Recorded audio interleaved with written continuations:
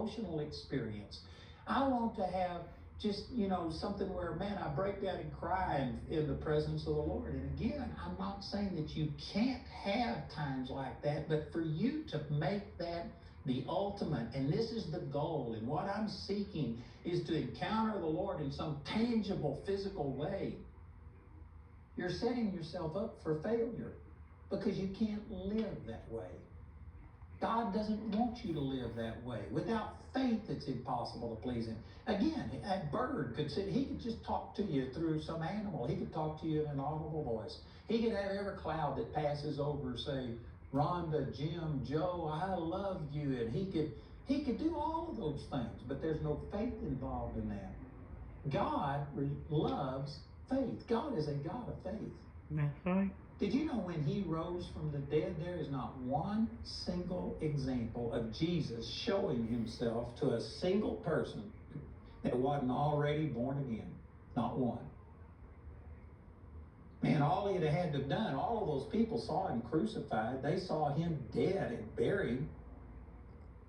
All He had to have done is just walk down the city streets of Jerusalem and show people His hands and His feet. He could have hovered over the city, and man, I mean, people would have gone to saying, He is God, and they would have acknowledged Him. But you know what? They would have been forced into that by what they saw. There is not a single example of Jesus appearing to anybody except people who already believed that He was the Christ. He wasn't going to force anybody.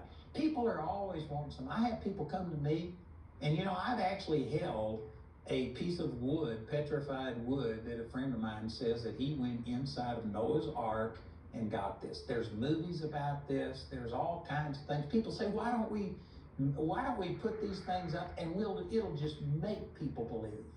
That's not the way that God is. God doesn't make people believe.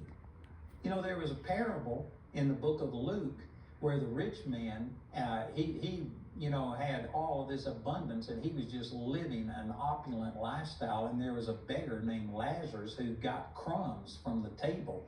And anyway, both of them died. The rich man went to hell. Lazarus went into Abraham's bosom. And in hell, the rich man lifted up his eyes and saw Lazarus there, and he begged Abraham. He says, send Lazarus and let him dip his finger in water and just put one drop of water on my tongue because I'm tormented in this flame. And Abraham told him, said, nope, there's a great gulf between us. Lazarus can't go to you, and you can't come to him. Your decision was made before you died, and you fared sumptuously every day, but Lazarus was a beggar. He had nothing. Now he's got everything, and you got nothing, and that's just the way it is.